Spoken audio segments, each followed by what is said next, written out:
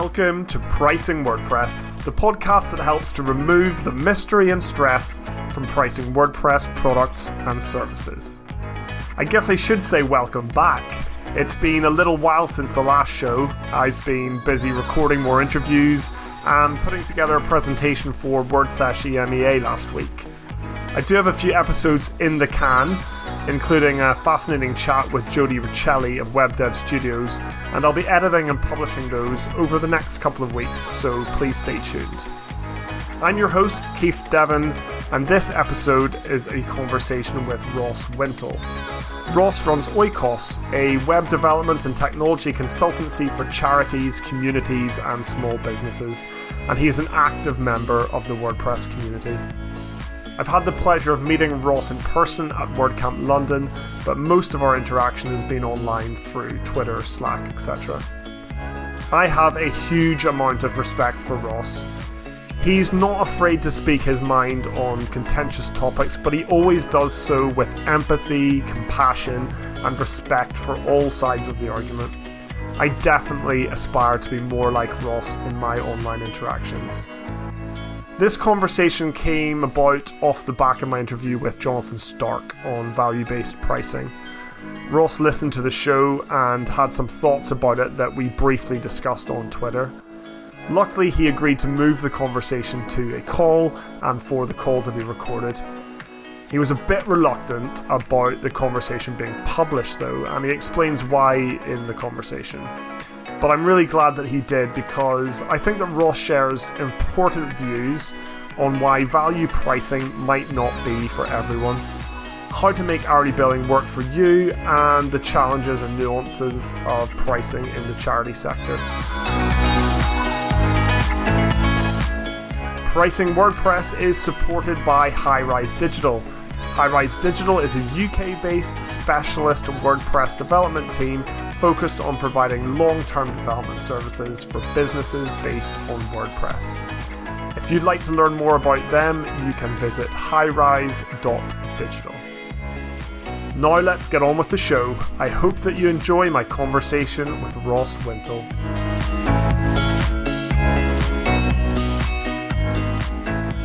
So you were just talking through some things that you might ask me about. Maybe that's a good place to start. Well, you said some stuff on Twitter before I interviewed Jonathan, because I asked some basic questions about value pricing and some kind of general pricing questions. Like I put that kind of pricing conundrum up, like what would happen if you found a plugin that basically did the job for you? Would you give the money back, etc., etc.? Mm-hmm. And there was a really interesting conversation around that, and you made some good comments about that, and you wisely said, this isn't the place to dig too deeply into it and go back and forward. And then the same happened after the interview. So you had some feedback, which I thought was really interesting. And I wanted to dig into some of that. Also, like generally around, I'd like to talk to you about how you price your work. Mm-hmm. And I know you do some work specifically kind of in the charity sector, so maybe we can cover some of the nuances of that sector and if there's any differences in pricing for them. Sure. And that's it really, but just a general discussion really. Okay. Let me just bring up your tweets just so I have those as reference, so I can hold you to it. Save the tweets. You said, this interview, which is excellent by the way, thank you very much, has actually made me think even more that value pricing isn't for me, at least for the vast majority of projects I work on, but that's okay. I don't necessarily think hourly billing is right either though, it still has problems. Mm-hmm. I replied with, it clarified things for me too, it's definitely not for everyone and not for every situation. Hourly has serious problems though. What was it that made you think it's not for you? You said, hourly does have problems, issues with value-based pricing. Mostly it assumes that value is financial, both for the client and agency, which is not always the case. It also assumes I want to make big profits and I'm privileged enough to work for clients with big budgets. At that point, I said I didn't agree with all of that, and then invited you to this chat. Can I then ask which bits of that you didn't agree with? Yes. I don't agree that it assumes that the value is financial. Okay. it probably prefers that it is. Yeah. And I don't agree. Well, not that I don't agree, but I was interested when you said it assumes that you want to make big profits. I think it probably does assume that, but I'd be interested why you wouldn't want to. Okay. And it assumes that you're privileged enough to work with clients with big budgets, and I'm not sure that value pricing does necessarily assume big budgets. Okay. So those were the things I maybe didn't agree with. Cool. So should we dig into those one at a time? Let's just first do disclaimer, which is that I know you've consumed a lot more Jonathan's content than I have. Yeah. And so you are up on me on this topic, and Jonathan is clearly up on me on this topic. And one of the reasons I was cautious about recording this is that I don't want to come across as a bit of like an idiot who's criticizing what Jonathan has said. Yeah. And Jonathan is kind of the messenger for the idea. So while I may pick up on some of the things that he has said, it's not a critique of him. It's like there's this idea floating around out there, which is value-based pricing. So, I'm a novice. I'm finding my way, and I'm going to try not to be specifically critical of Jonathan and things that Jonathan said. But, so I'm finding my way. I'm trying to be humble about that. No, absolutely. And Ross, like, I am as well, because I haven't. Although I have consumed a lot of Jonathan's content, I've listened to a lot, I've read a lot. I'm on his daily newsletter. Yeah. I still struggle with the concepts and the implementation, and there's a lot for me to learn, and that's why I'm so interested to talk to you, because you've thought about it, you've listened to some of the content, and you have reservations.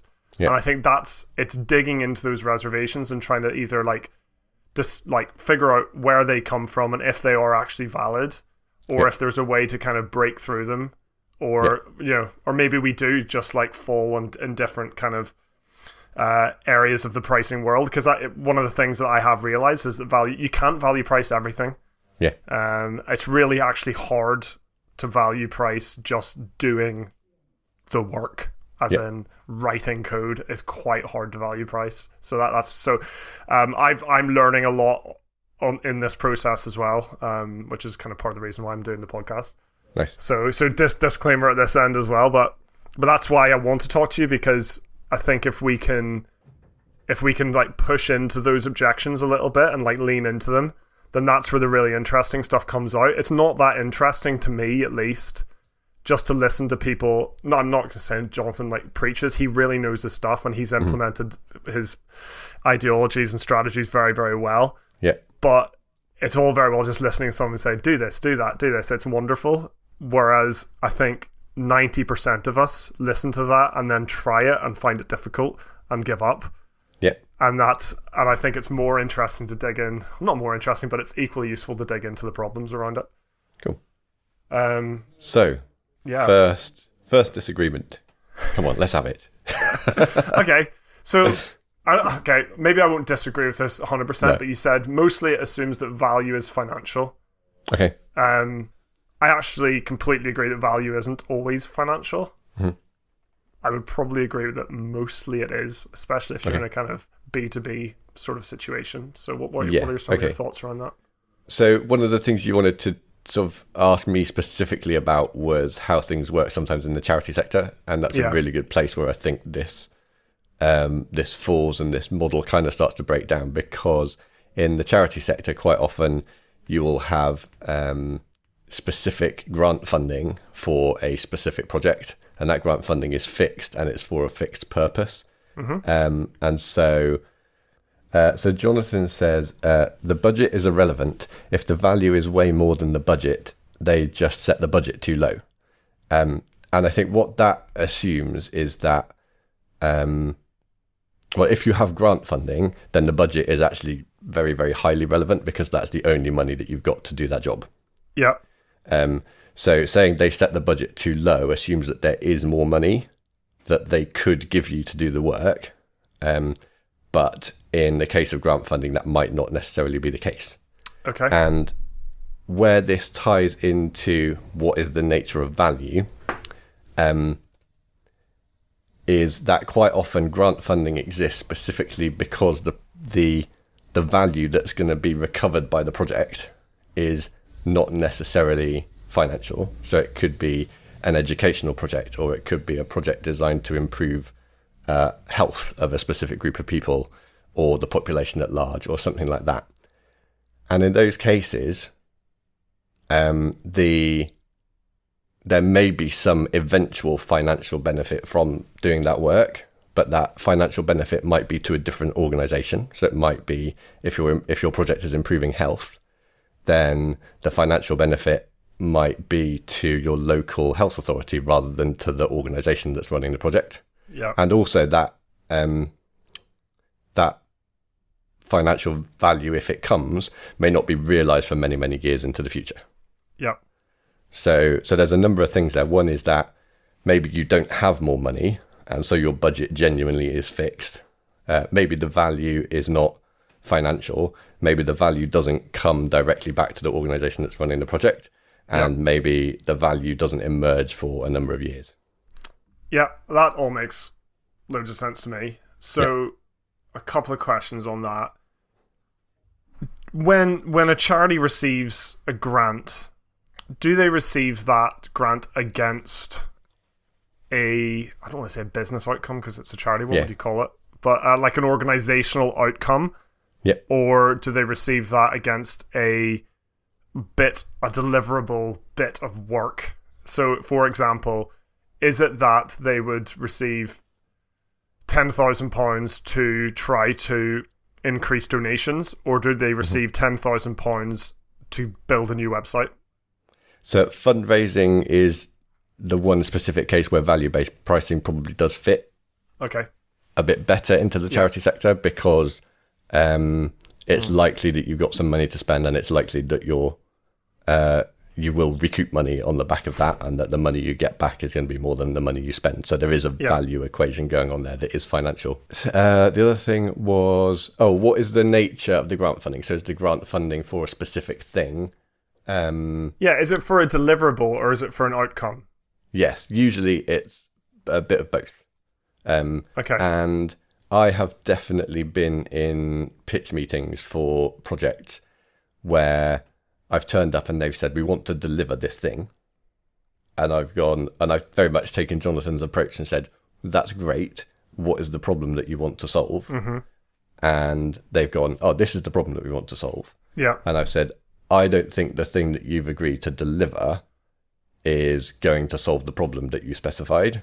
And they've said, well, okay, but the grant funding is to deliver this thing. And that's really frustrating for me, because they're a charity and that grant funding has been given to them by some foundation or some government body or something. And the grant funding is to, as Jonathan would say, it's for a fixed scope. Yeah. And it's for a scope of delivering something which doesn't necessarily achieve the goal that they want to, in my opinion. Yeah. So that's really interesting. And they almost always come with some kind of, you need to give back some metrics to the grant funding organization. Okay. As well, to say, we got however many people cycling when they wouldn't normally have done so, or we improved the health of this many people, or this many people came to our education website and visited 5 pages of our education website, and therefore we assume they learned something, or stuff like that. So both. There's usually a deliverable that has been specified to one degree or another, and there is also some outcome that they're looking to achieve and that the charity needs to report back on. Okay, so if for example the grant was to get more people in the local area cycling, would it come with the proviso that it has to be done via a website, or is that up to the charity? Like, could they decide to put that money into Facebook ads or leaflets or whatever? Like, do they have control over how that's spent, or is there usually a bit of a kind of deliverable attached? It's usually specified, so they usually have. I'm talking from my experience. Maybe there's other types of grant funding that I've not seen, but it usually says, here's £10,000 to get 1,000 people on their bikes, or whatever the thing is, and it's usually broken down into, we'll build a website for 3,000, we'll do some social media marketing for 3,000, and we'll do some like offline marketing with posters and flyers and events and stuff for 3,000, and then we've got 1,000 for project management, contingency, whatever. Yeah. They're quite low numbers that I'm just plucking out of the air, but you generally see a breakdown like that. So let's take value pricing just out of the equation for a moment, because we've kind of been looking at things through that lens for a little while. In your world of work then, if a charity approaches you, how is that initial contact usually made, and what kind of information do you get? How do you get that information? What are those first contact points all about? It's probably very similar to how other sort of commercial projects come in. I mean, I've worked in the charity sector for a while, and so I'm known amongst some people in the charity sector, so they will recommend me. I'm also on some Facebook groups and like a Slack channel that's dedicated to digital people working in that sector. So my name's known a little bit, and people will come to me through that path. Mm-hmm. Generally, they'll come with they've either got some kind of grant funding for a project that they want to do, or they are looking to revamp their website because they've recognized that it's not up to date and needs to be mobile friendly, and they just want to do a refresh because they're rebranding or whatever that thing is. Yeah. And they'll come to me, and the process is very similar. They'll have some kind of request for proposals with some ideas of what they want to do and why they want to do it. Or sometimes they're, particularly for smaller charities, they'll come with a very vague idea of what they want to do, and I will then help them refine that before we start actually doing like proper scoping and project work together. How do you do that? How do you help them? What's that look like? I usually, with small charities, they come with a vague thing like, we want to redevelop our website, and very much like Jonathan does, I will go and I will say, okay, well, what's your goal? And sometimes try and talk them out of it. So even if you spend £2,000 developing a website, is that what's the benefit of that going to be? And in some cases, they find it very difficult to express that in any kind of monetary or non-monetary terms. Sometimes it's just something that they feel like they should do. And there have been cases where I've said, okay, well, let's not totally redevelop the website. Let's take what you've got and tweak it and improve it in some way. And that is about trying to get value for that client. And particularly, in the charity world, I don't want to take money off of a charity for doing something that's not going to benefit them. That's like, that would be pretty immoral, in my opinion. That should be. I think that should be the stance of everybody, almost. Oh yeah. Regardless of whether it's a charity or not. But I agree that it's a lot. Yeah, it's worse in the charity sector. But yeah, I think that's a great approach to take generally. So there are cases where we talk them out of doing work, or we reduce the scope so that they spend less. And working in the sector a lot, it does feel like getting value for clients is really, really important, and that. Mm-hmm. Not ripping them off is actually a really important thing, because other people will have given money to that charity and they expect it to be spent wisely. So obviously, I mean, people come to you and they have like very different expectations, different levels of kind of planning and preparedness and experience in the kind of web project world. Do you find that it normally you get a scope and then kind of get a budget, or do you get a budget and then develop a scope that suits the budget? It generally comes with a budget, and so you're then trying to carefully manage the scope to deliver within that budget. And that sometimes means talking the client out of doing things, or presenting different approaches. So I'll quite often present we could use an off-the-shelf theme with some off-the-shelf plugins, and that will cost you so much, or you can just accept that. And one of the difficulties is getting the client to fully accept the limitations of what the off-the-shelf software will do. Yeah.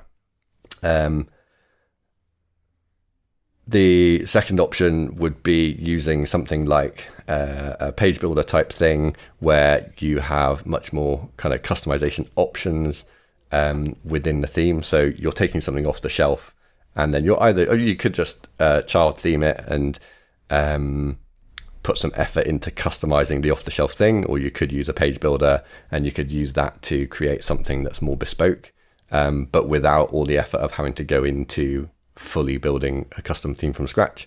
Yeah. Or you could take the custom theme from scratch approach, in which case, there's normally more effort involved in that than the other two approaches. Mm-hmm. But the benefits are that you've got much more flexibility. You've got ultimate flexibility around the design and functionality of the site. So, and then it's trying to choose that, each option has trade-offs. Clearly, they're just downloading a theme and using that off the shelf as it is with the limitations of it in place is going to be the cheapest and quickest way to do it. But you've got to accept the limitations, and that's sometimes hard for clients to do.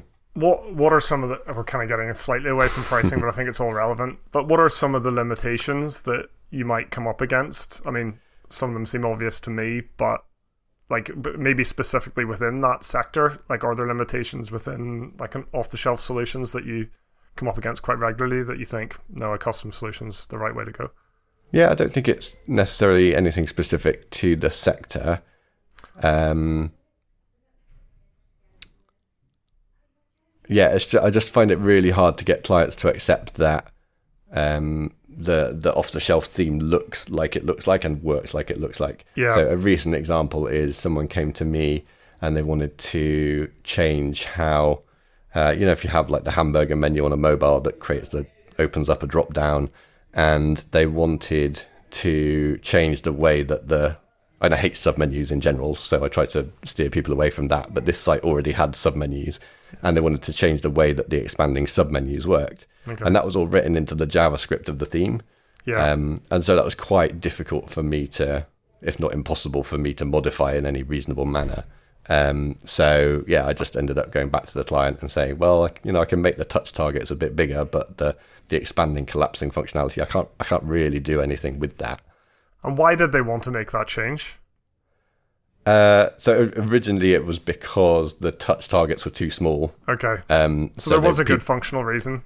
There was a good functional reason. Yeah. And I think I presented a number of options for fixing it, but then decided that one of which was having the whole menu with all the submenus open from the start. Mm-hmm. But then I spent 10 minutes looking into could I do that easily, and quickly decided that no, I couldn't. Yeah. And so backtracked and said, no, let's just make the touch targets bigger so people can open the submenus more easily and be done with it. And that was a value thing. I could have spent 2 hours trying to hack away at the JavaScript of the theme, but it's just some submenus. So let's just make the easy change here. Once you have the kind of scope and budget agreed, are you working under a fixed cost model?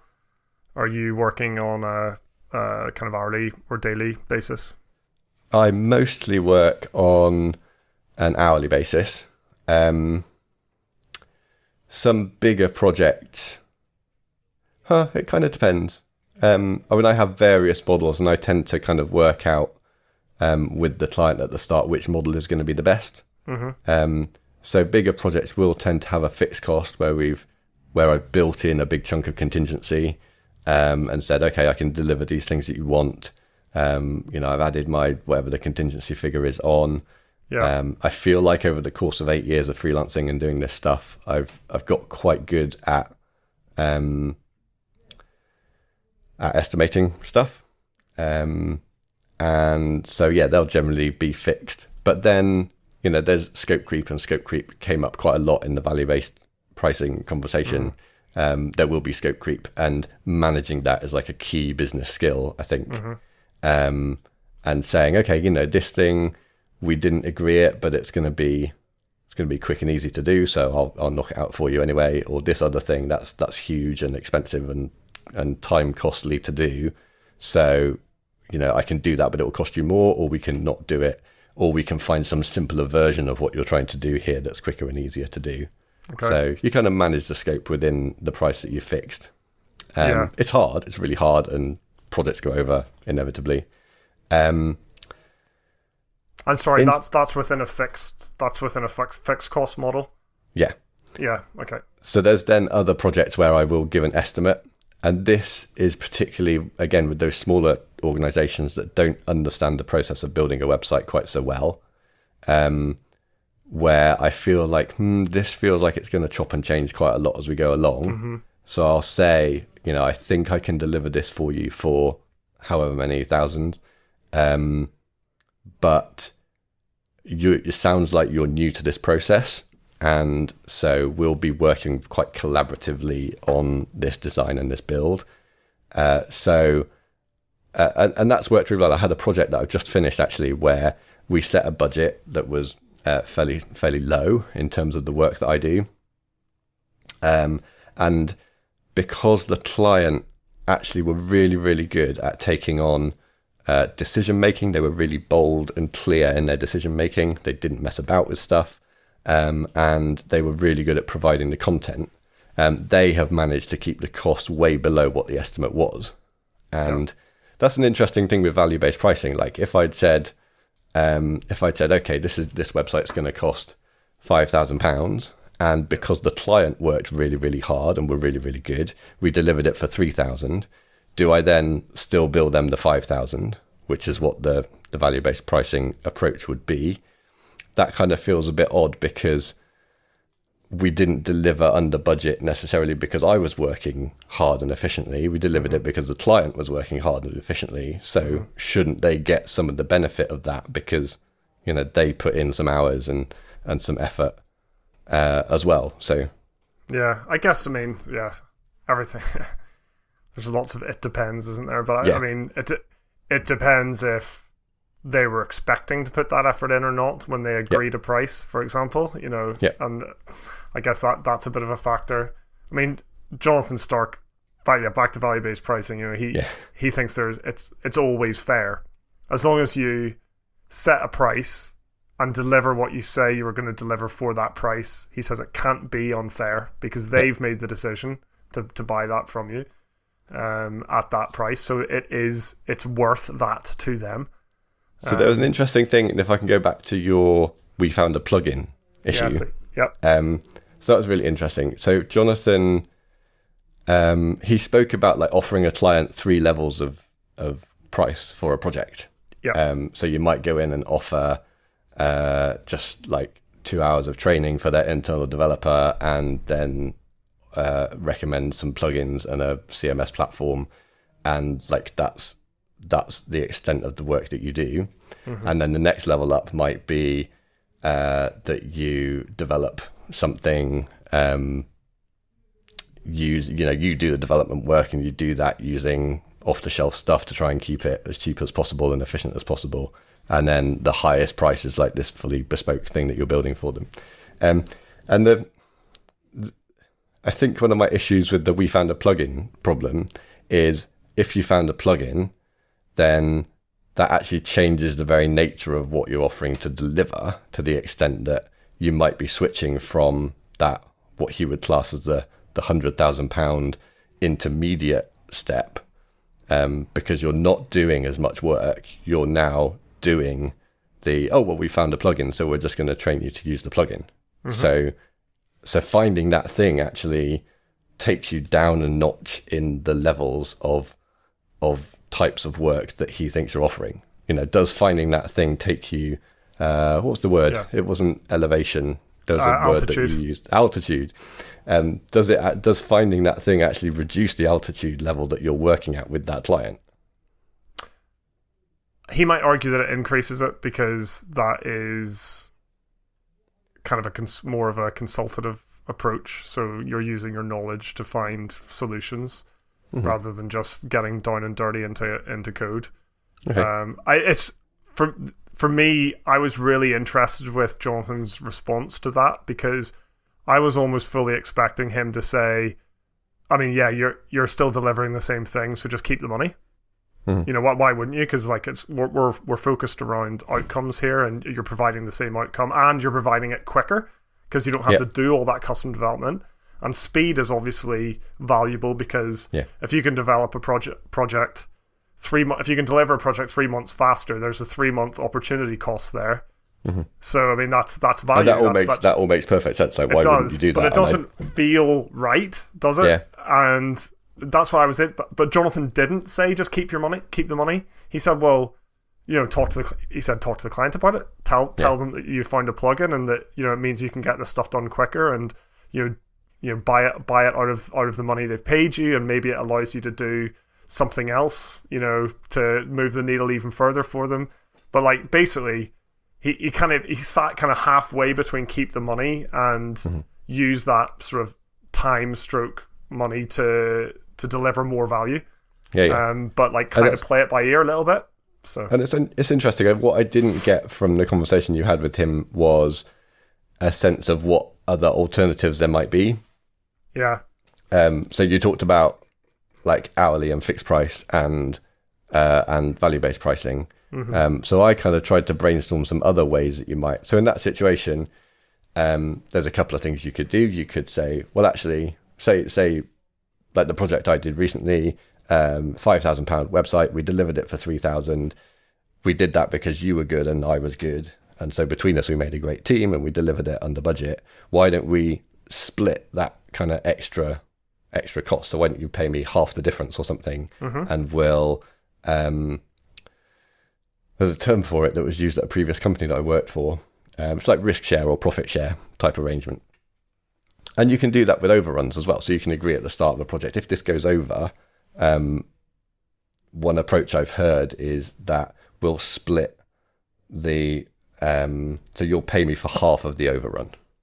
And that works well because you're then working together to minimize what the overrun is, because neither of you wants it to go very far. So I worry that could be abused though, because effectively once you're overrunning, they're then paying you half your rate. Oh, and they could just run off and do whatever. Yeah, they could just like we'll keep running over and throwing more stuff at Ross because he's now working at X divided by 2 per day or per hour. So, but that's better than not being paid at all. Oh, well, absolutely. You should never be in that situation. If you're doing fixed price and it goes over budget, you're getting nothing. Oh, so. Yeah, I see what you mean. Yeah. So there's that. I heard a really interesting approach was that you can do range-based pricing. And I'll come back to how I work around this, but there's this woman on the Being Freelance podcast, if I'm allowed to plug a different podcast. Please do. I can't remember her name, but she had this approach where she said to clients, you can pay me between this amount of money and this amount of money for doing this work. And she said it actually went down really, really well, because some people don't have much budget and they'll pay you the lower cost, and some people are like, oh no, we've got plenty of budget and this thing's going to deliver us value, so we will choose to pay you more.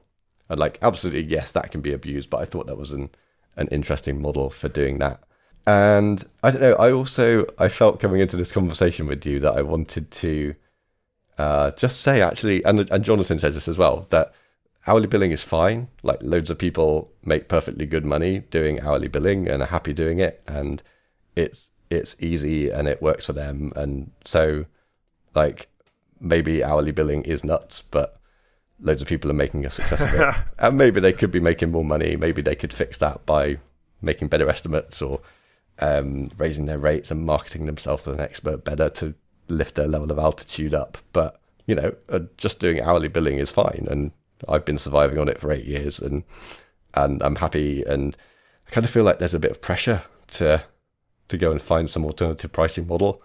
And maybe I don't need to. Maybe I just need to adjust my rates appropriately, charge well for the work that I do, all those kind of things. Yeah, I agree, and sorry for my part to play in that. But yeah, I mean, I've been feeling like that for a while. I do feel that kind of pressure I feel like I should be doing it better than I am. But the thing for me was that at the start of the first part 1 of my interview with Jonathan, when he was talking about the problems with hourly billing, I mean, I said to him on the show, it's like you've just been a fly on the wall in my business for like the last 5 years. Because we're experiencing all of those problems, and maybe like we could handle some of those better, because obviously, like you say, a lot of people do hourly billing and it doesn't cause problems, and they do have happy clients, and they're kind of satisfied with the way things are. But it definitely was starting to feel to us like we were on a bit of a hamster wheel. We couldn't really like get our heads up to do the things that we really wanted to do for our clients. Yeah. You know, we feel under pressure, under time pressure, and we try really hard not to cut corners. Like nobody's building perfect websites, you know, with like 100 Lighthouse score and perfect accessibility and like amazing SEO. Like certainly not for the budgets like we're working at. But I do feel like I want to do better, and the system that we're in with the hourly billing is kind of, it feels like it's pulling me down. You know, and I want to expand, and I want room to grow and research and be better at what we do. Like find ways so it's not like, oh crap, I can't spend 2 hours on this thing to make it really good, because I know I can get it done in half an hour, and we've only, you know, we're already nearly over budget, and you know, so you end up doing the half an hour version every time and not really that's interesting, getting better. Because another thing that, and I hate saying Jonathan said because he's not here to defend himself, but he said, what was the thing? Let me dig the quote out.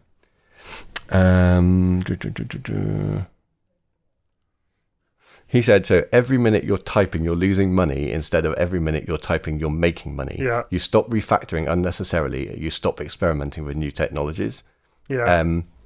And I think there's a risk that, probably not you and I, because I think we're both quite conscientious people, but I think that people could take that to mean, oh, right, I take the money to deliver the value, and then it doesn't matter what the quality of the thing that I deliver is, as long as it meets the goal and delivers the value. So you could say, actually, this is it's like encouraging you to build a quick and cheap thing, because what you're trying to maximize is the profit. And in particular, because he says he won't do the maintenance work, he needs to hand it on to someone else to do the maintenance. So you need to actually build something that's quite high quality in order for the maintainers to be able to effectively take it on. So you could say, well, I'm not going to write any documentation, because documentation doesn't deliver any value. So I could completely cut that corner and cut it out of this equation. It's time I've spent typing and not and losing money.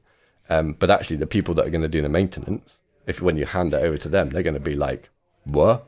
What is this thing? How do I look after this? There's no documentation. So yeah, there's just an interesting, I can see how that could be a really positive approach to like ensuring that you don't do stuff that doesn't add value to the project. Yeah. But it could also like work the other way, and you could go, well, I'm going to cut this corner because I want to make the extra bit of profit. I'm sure that's not what Jonathan was implying, by the way. It just, some people might interpret it in that way.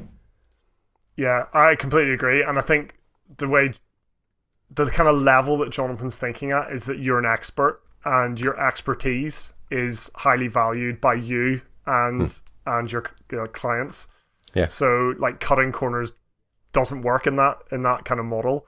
And potentially, if you had a really thorough value conversation, you would have a conversation about maintenance and say, okay, so how long is this bit of software that we're building you, how long does it need to last? Yeah. You know, is this a 1 year campaign? Is this a platform for the next 5 years? Okay, if it's a platform for the next 5 years, then we need to take kind of code maintainability really seriously. Therefore, you know, we'll need to do this and that, and you build that into the price and everything. But I totally agree.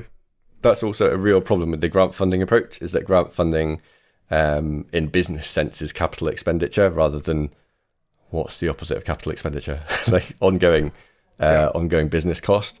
They generally exist grant funding generally exists to deliver a thing, not to maintain it. And quite a lot of the projects that I do that are grant funded, if they need any serious amount of maintenance, it can be very difficult to get the money to look after it for the life cycle of the thing that you've built.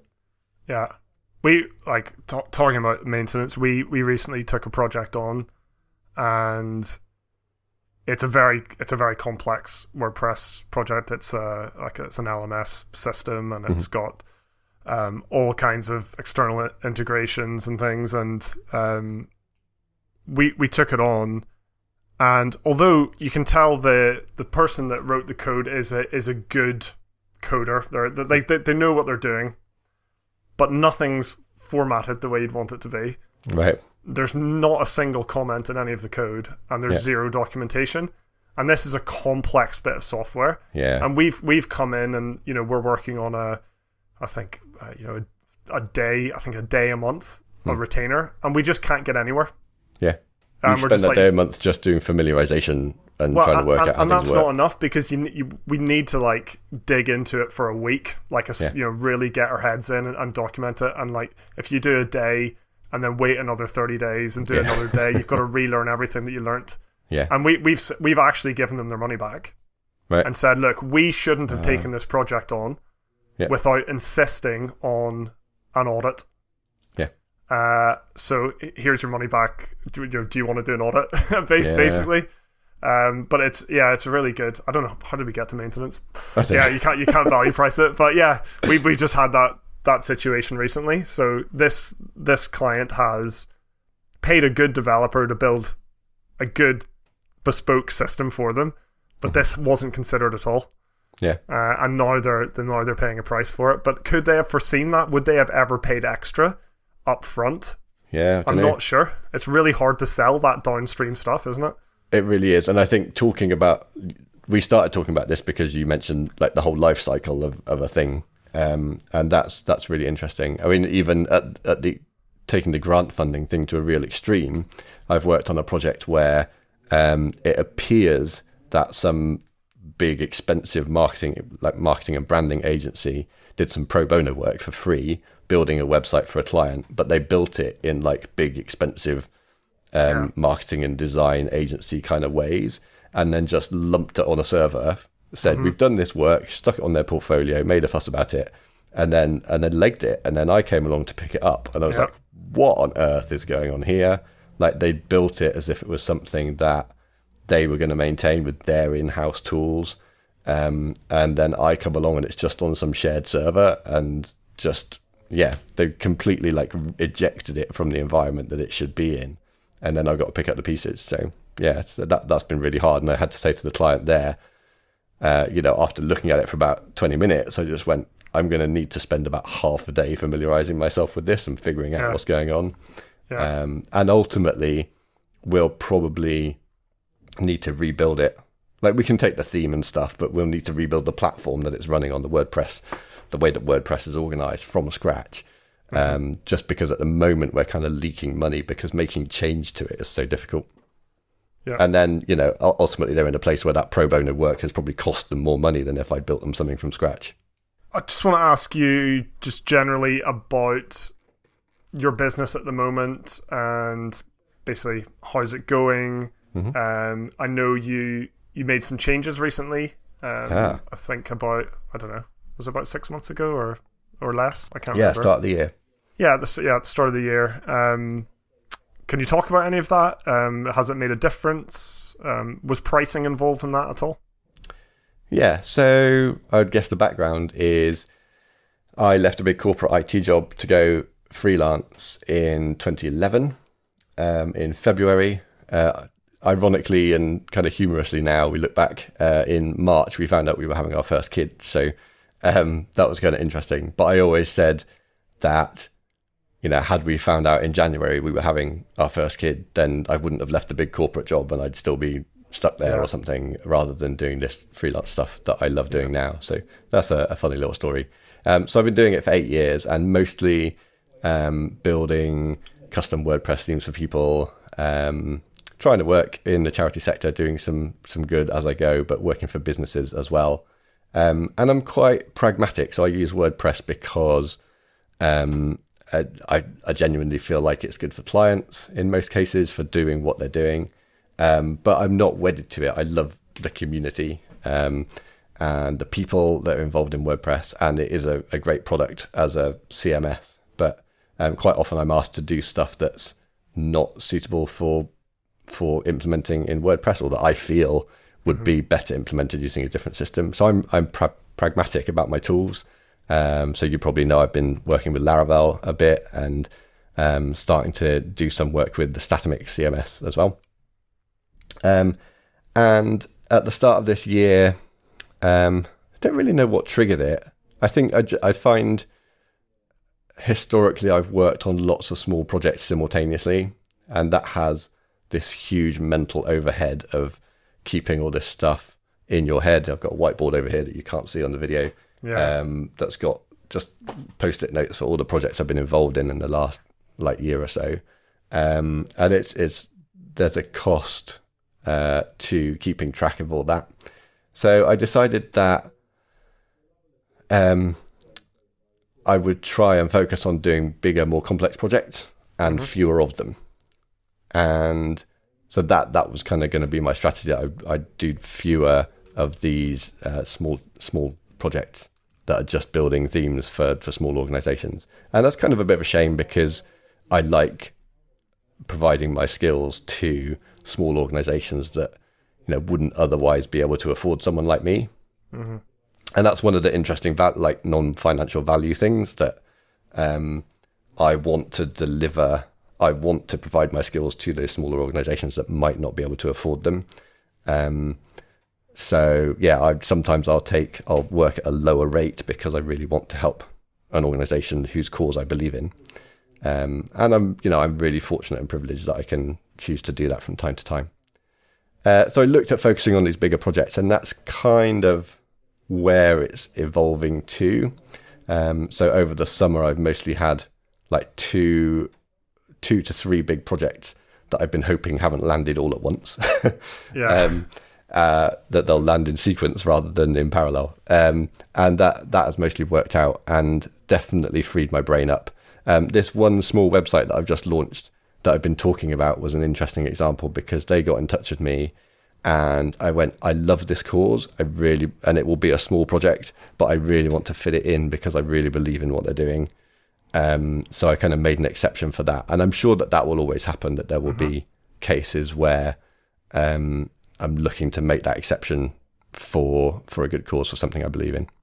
Yeah. I'm also, so this is kind of interesting, I'm also thinking at the moment that I get a lot of requests to do effectively audit work. So my website is slow, or this bit of my website is broken. Can you fix that? And quite often those jobs, not to sound too big-headed, but they need someone that's going to come in, quickly understand something, maybe understand hosting and caching and DNS and some of the more technical stuff that maybe a typical implementer type person that uses a page builder, deeper technical skills than they might have. I'm really keen not to make it sound like that work isn't valuable, because it is. Everyone has a place. But yeah, I've worked in networking and I understand a lot about networking and security and hosting. So sometimes they need someone with those skills to pop in and take a look and work out what's wrong. Yeah. So I've been toying with the idea of doing, someone mentioned the term Power Hour, which I think is quite cool. That could I use a tool like Calendly, like a scheduling tool, to say, okay, on Tuesday and Thursday, I'm going to have 2 hour long slots that you can just come along and book for maybe 50% more than my usual hourly rate. And you book that slot and I hop on the phone with you and you tell me what your problem is and you give me, we'll do a screen share and we'll fix your problem as far as we can in that space of time. And if we don't fix it in that space of time, maybe we can book another slot later in the week or next week to finish the job off. And that kind of really appeals, because maintenance and support like that is typically open-ended and really difficult to schedule in amongst ongoing project work, particularly if it becomes urgent. So just having that idea, I've got these bookable slots throughout the week where you can pay me an above average rate to dive in and take a look at something straight away. Maybe that's something that might actually work and be effective for those kind of jobs. Yeah. Do you do any long-term business planning? Oh gosh, I remember having a performance review with a line manager once, and he said, "So what's your plan for the next 5 years?" And I go, "What? 5? What are you talking about? I know what I'm doing like in the summer, but Yeah. Do I have a long-term business plan? No, I don't think so. When I started freelancing,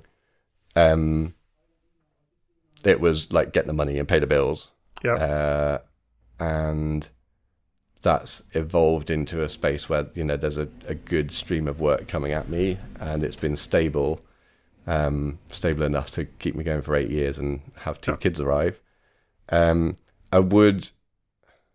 sort of career-wise, I would like to head off more away from front end and into back end kind of data processing work, more doing Laravel type stuff than WordPress type stuff, possibly.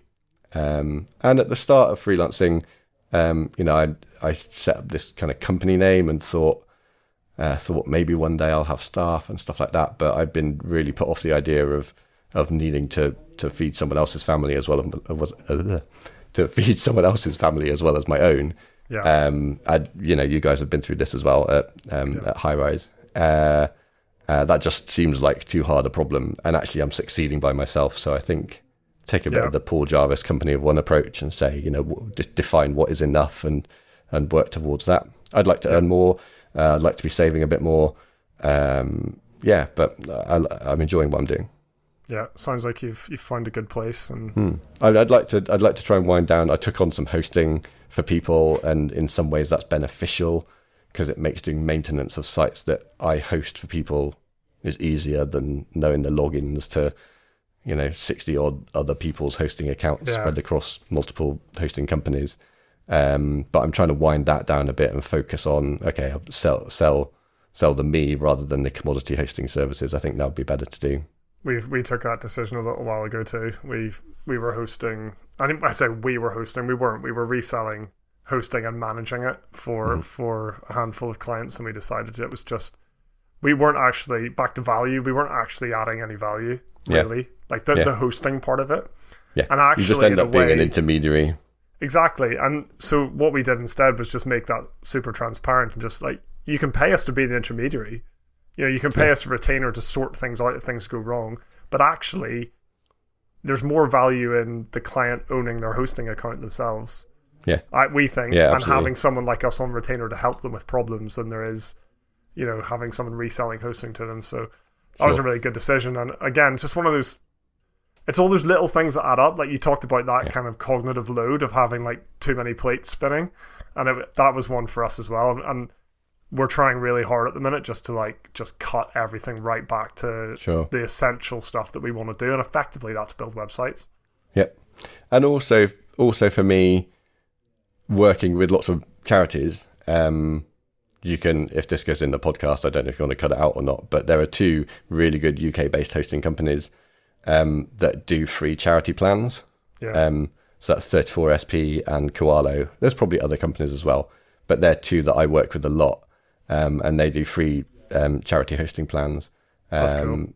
So go look that up. And so quite a lot of the time I'll say, well, you know, you can pay me to host it, or you could go and get free hosting over here. And then any of your hosting issues go straight to the hosting company. And it's a way better arrangement for everyone. Yeah. And, you know, it costs them nothing. So just before we wrap up, let's bring it back to pricing. If you had one bit of pricing advice for a WordPress freelancer. Yeah, like be aware of the alternatives, but don't feel pressure to adopt an alternative if it's not going to work for you. You know, I can absolutely see that my hourly billing and my fixed price stuff that I do now works really well for me right now. But if a big corporate came along and said, you know, hey Ross, can you build this enormous thing for me? Then I would probably go, well, I can't scope that in an initial scoping meeting very easily. So let's talk about the value of it, and then let's work within that. And that value pricing may well solve a lot of problems for that kind of project. So yeah, I think know what the alternatives are and choose a system that works for you. Know what the pros and cons of hourly and value-based pricing are, and adopt a model that fits the kind of work that you do. Cool. Thanks very much, Ross. I just, one final thing is, I know it's marketing, but I don't. Is it the name of his book? The Jonathan's book? Has he got a book? Hourly billing is nuts. Hourly billing is nuts.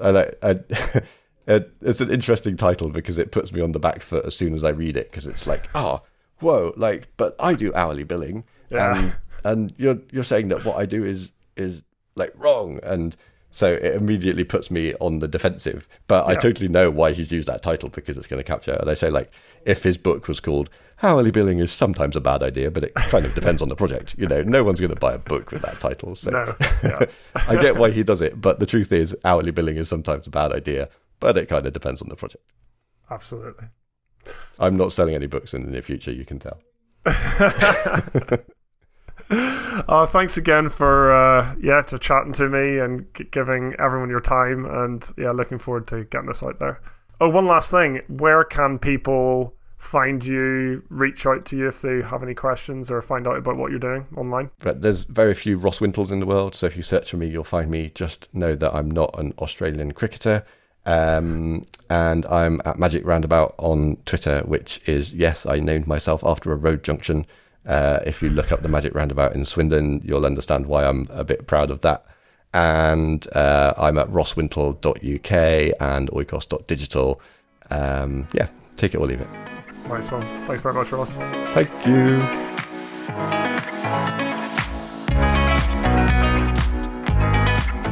That was my interview with Ross Wintle. I hope that you enjoyed it.